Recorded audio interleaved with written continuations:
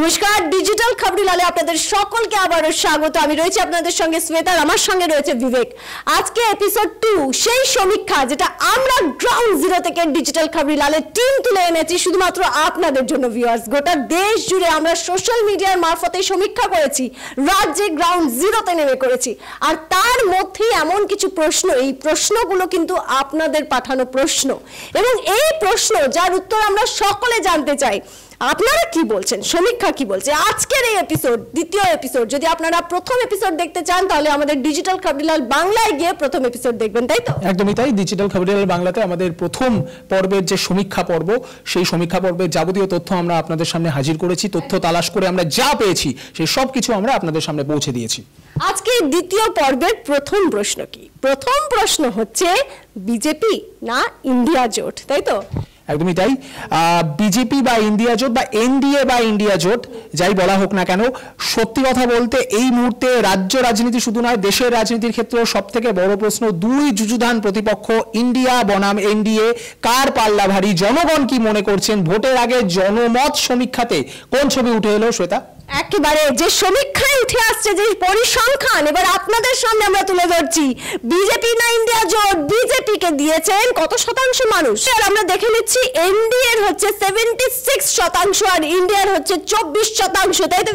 একদমই তাই। এবং এই ক্ষেত্রে পরিষ্কার দেখা যাচ্ছে যে দেশের জনমতের একটা বড় অংশ তারা কিন্তু এনডিএ কেই পছন্দ করছে, কারণ মুখ খুব সম্ভবত একটা বড়সড় ফ্যাক্টর হয়ে উঠছে। কারণ এনডিএ এর মুখ এই মুহূর্তে নরেন্দ্র মোদী, অপরদিকে অফিসিয়ালি ঘোষণা করে দেওয়া হয়েছে মল্লিকার্জুন খাড়গে তিনি কিন্তু ইন্ডিয়া জোটের প্রধানমন্ত্রী পদপ্রার্থী। ফলে সেই জায়গায় দাঁড়িয়ে মল্লিকার্জুন খাড়গের জন্যই কিন্তু মনে করা হচ্ছে, এই সমীক্ষা থেকে অন্তত মনে হচ্ছে শ্বেতা, যে অনেকটাই ব্যাকফুটে চলে গিয়েছে ইন্ডিয়া জোট। আর এই ইন্ডিয়া জোটে আপনাদের সকলের মনে আছে যে একেবারে ঝড় উঠেছিল, যে মমতা বন্দ্যোপাধ্যায় হয়তো মুখ হতে পারে। যাই হোক, এবার পরের প্রশ্নে আমরা চলে যাব। পরের প্রশ্ন যাকে নিয়ে দেশ জুড়ে ট্রোল করা হয়, বিভিন্ন ধরনের জোক করা হয়, আর সেই প্রশ্ন আমরা তুলে ধরেছিলাম আপনাদের সামনে। আর সেটা হচ্ছে রাহুল গান্ধী কেমন নেতা, ভালো, খারাপ নাকি ঠিকঠাক? এবার বলো বিবেক, কি উত্তর এসেছে? দেখুন, রাহুল গান্ধী বিভিন্ন সময়ে তিনি বিভিন্নভাবে নিজের ইমেজ বিল্ডিং এর চেষ্টা করেছেন, এখনো করে যাচ্ছেন। ভারত জোড়ো যাত্রা, ভারত জোড়ো ন্যায় যাত্রা, কিন্তু তার ফলাফল, তার প্রভাব জনগণের মধ্যে কতটা পড়লো সেটা জানবার জন্য আমরা জনসাধারণের কাছে, আম জনতার কাছে, আপনাদের কাছে এই প্রশ্ন রেখেছিলাম। এবং সেক্ষেত্রে যেটা পরিষ্কারভাবে দেখা যাচ্ছে যে ভালো নেতা এ কথা বলছেন 30% মানুষ, অপরদিকে ঠিকঠাক এই শতাংশটার মাত্রা গিয়ে দাঁড়াচ্ছে 55%-তে। অপরদিকে খারাপ মানে একেবারেই গ্রহণযোগ্য নন, এই সংখ্যা বলছে 15% মানুষ। অর্থাৎ ভালো 30%, ঠিকঠাক 55% এবং একেবারে খারাপ সেটা বলছে 15% মানুষ।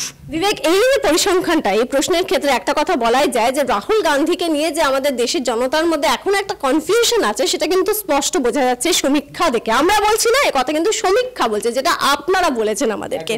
এবার পরের প্রশ্নে চলে যাব। মূল্য বৃদ্ধি ইস্যুতে মোদী সরকার পাস না ফেল? এটা নিয়ে দেশ জুড়ে আমাদের নিজেদের, আপনাদের প্রত্যেকের আমাদের চিন্তার ভাঁজ কপালে। একেবারে কি উত্তর এসেছে সেটা জানবো, কিন্তু তার আগে বিবেকের সঙ্গে কথা বলবো যে বিবেক, আমরা কি কি দেখেছিলাম, মানুষ কি জানাচ্ছিল, একটু যদি প্রতিক্রিয়াগুলো একটু শেয়ার করো। বেশিরভাগ মানুষ, বিশেষ করে মহিলাদের ক্ষেত্রে গ্যাসের দাম, সেটা অত্যন্ত একটা চিন্তার বিষয় ছিল।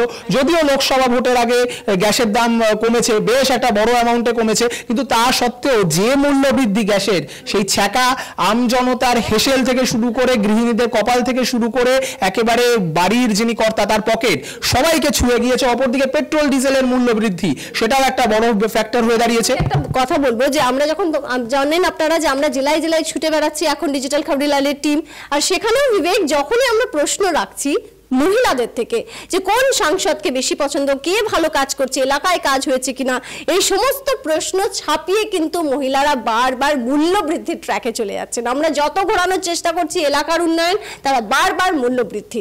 এবং সেক্ষেত্রে বোঝাই যাচ্ছিল যে এই উত্তরটা কি হতে পারে, যেটা আমরা আগাম আঁচ পাচ্ছিলাম সেরকমই কিন্তু দেখা যাচ্ছে মূল্য বৃদ্ধি ইস্যুতে মোদী সরকার পাস না ফেল। সেক্ষেত্রে ফেলের পরিসংখ্যানটা বলি, 80% পাস, 13%, জানি না 7%, ডাহা ফেল বলা যেতে পারে। একদমই তাই। এবং অনেক ক্ষেত্রে দেখা যাচ্ছে তাহলে এই পরিসংখ্যান অনুযায়ী আমরা এটাও লক্ষ্য করে দেখেছিলাম যে যারা নরেন্দ্র মোদীকে আবারও দেশের প্রধানমন্ত্রী হিসেবে মনে করছেন বা মনে করছেন তিনিই জিতবেন, একটা গ্রাউন্ড রিয়েলিটি এরকমও বলছে যে একটা গোটা ভারতবর্ষ জুড়ে, গোটা দেশ জুড়ে একটা ন্যারেটিভ চলছে যে নরেন্দ্র মোদীর সামনে আর কেউ নেই, তিনিই প্রধানমন্ত্রী হচ্ছেন। ফলে সেই জায়গা থেকে অনেকেই তাকে ভবিষ্যতে আবারও প্রধানমন্ত্রী হিসেবে বেছে নিচ্ছেন। কিন্তু যখনই প্রশ্ন আসছে মূল্য বৃদ্ধি নিয়ে, তখনই কিন্তু একেবারে গ্রাউন্ড রিয়েলিটি বা কঙ্কালসার চেহারাটা বেরিয়ে পড়ছে, অর্থাৎ মূল্য বৃদ্ধি। সেই মূল্য বৃদ্ধির প্রসঙ্গে যে মানুষগুলো নরেন্দ্র মোদীকে দেশের ভবিষ্যৎ প্রধানমন্ত্রী হিসেবে বেছে নিচ্ছেন, তারাই কিন্তু বলছেন আবার যে এই নরেন্দ্র মোদী মূল্য বৃদ্ধিতে ডাহা ফেল। একেবারে তাই। এবার পরের প্রশ্নে যাব, কেন্দ্রের নতুন সরকারের থেকে কি কি প্রত্যাশা রয়েছে? এই প্রশ্নের উত্তরে আমি আর বিবেক রীতিমতো বিভিন্ন জেলায় গিয়েছি। খবরিলালের টিম আমরা বিভিন্ন জেলায় ছড়িয়ে ছিটিয়েছিলাম, সেখানে অনেক রিয়াকশন এসেছে, তাই তো? একদমই তাই। বিভিন্ন মানুষের বিভিন্ন বক্তব্য, বিভিন্ন প্রয়োজনীয়তা, বিভিন্ন দাবি। কারো যদি গ্যাসের দাম কমানো হয়, কারোর আবার অন্য কোনো কিছু, কারো শেয়ার মার্কেট থেকে শুরু করে বিভিন্ন মানুষের বিভিন্ন দাবি, তার কোনো অন্তহীন দাবি, অন্তহীন প্রত্যাশা, কারণ মানুষের প্রত্যাশার কোনো শেষ নেই। একদম মানুষের প্রত্যাশা শেষ নেই। আর আমার মনে হয় বিবেক, এই প্রশ্নের উত্তর আমরা কথা না বলে একদম মানুষ কি বলেছেন, আপনারা কি বলেছেন আমাদের ক্যামেরায় চলুন শুনে নিই আমরা। আশা কি করব, ব্যাস কর্মসংস্থানটা একটু আছে, ওটা যদি দেখেন সব দিক থেকে ভালোই হবে। সেরকম কিছু এখনো ভাবিনি। ওই যেটা বললাম, যাতে আমরা ওই আরামসে কাজকর্ম করতে পারি, কোনো ঝুট ঝামেলা না হয়, মা বোনরা রাত্রির অবধি বাইরে ঘুরতে পারুক। যারা আসবে, আগে যারা এসেছিলো এখনো যারা সেরকমই চলছে। আমরা খেটে খাওয়া মানুষ খেটে খাচ্ছি। কিন্তু অনেক ফ্যামিলি আছে যাদের মানে 500 টাকা দিয়ে কিছু হয় না, মানে তাদের একটু চাকরির দিকটা দেখলে আমার মনে হয় বেটার হয়। আমাদের আর ভালো লাগছে না, যার জন্য নিজেরা বলি যতক্ষণ বেঁচে আছি ততক্ষণ নিজেদের গতর খাটিয়ে নিজেরা জীবনটা বাঁচাই যা করে খালি। দেখে নিলেন মানুষের প্রত্যাশা, জেনে নিলেন আপনারা আপনাদের নিজেদের কথা। আর এবার আজকের এপিসোডের শেষ প্রশ্ন কি, সেটা হচ্ছে বিজেপি ধর্মের রাজনীতি করে নাকি না? হ্যাঁ নাকি না, বা কখনো কখনো, এবং তার যে পরিসংখ্যান আমরা এসেছে সেটা বিবেক তুমিই বলে দাও। দেখো, বিজেপি ধর্মের রাজনীতি করে এই ব্যাপারে সহমত পোষণ করেছে 52% মানুষ। অপরদিকে বিজেপি ধর্মের রাজনীতি করে না এই সংক্রান্ত বিষয়ে সহমত পোষণ করেছে 30% মানুষ। এবং অপরদিকে কখনো কখনো, মানে এই কখনো কখনো করে ফেলে, সব সময় করে না, সেটা কিন্তু তাৎপর্যপূর্ণভাবে খুব কাছাকাছি 28% মানুষ, অর্থাৎ না। এবং এই কখনো কখনো এই দুই যে সেগমেন্ট রয়েছে তাদের মধ্যে কিন্তু সামঞ্জস্য রয়েছে, তাদের মধ্যে ডিফারেন্স খুব একটা নেই। একদমই তাই। আর তার সঙ্গে বোঝাই যাচ্ছিল যে রাম মন্দিরের ইস্যু একেবারে এখনো তার আঁচ রয়েছে।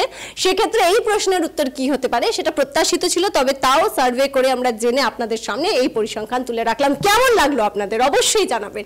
আর আমরা বলেছিলাম এই সংক্রান্ত আমরা 4টে এপিসোড আপনাদের সামনে তুলে ধরবো। দ্বিতীয় এপিসোডে আজকে প্রশ্নের উত্তরগুলো দেখলাম। পরের এপিসোড অর্থাৎ তৃতীয় এপিসোডে আপনারা দেখতে পারবেন এমন কিছু প্রশ্ন যেটা কিনা আপনাদের মনেও এই মুহূর্তে ঘুরছে। সেটা কি, সেটা জানতে হলে সাবস্ক্রাইব করুন ডিজিটাল খবরিলাল, তাই তো? একদমই তাই। সাবস্ক্রাইব করুন ডিজিটাল খবরিলাল, আমাদের ফলো করুন, লাইক করুন এবং আমাদেরকে আরো শেয়ার করুন আমাদের সমস্ত অনুষ্ঠানগুলোকে। আর সঙ্গে থাকুন, কারণ ডিজিটাল খবরিলাল মানেই শ্রোতা, ডিজিটাল খবরিলাল মানেই খবর আপনাদের, নজর আমাদের।